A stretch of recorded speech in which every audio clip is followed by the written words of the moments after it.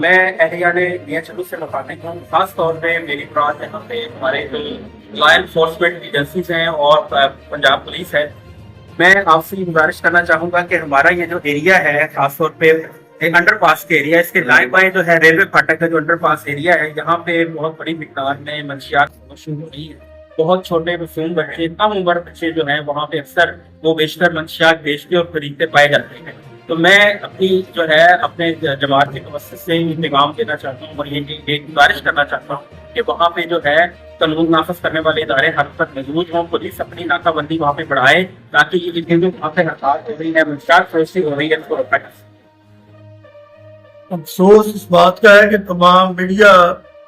ایک عرصے سے توجہ دلا رہا ہے کہ یہاں پر منشیات فروشی ہو رہی ہے، لیکن قانون نافذ کرنے والے ادارے اتنے خاموش ہیں اور اتنے آنکھیں ان کی بند ہیں کہ ان کو کون سی مجبوری ہے کہ آج تک ان کے اوپر کوئی کارروائی نہیں کی جاتی.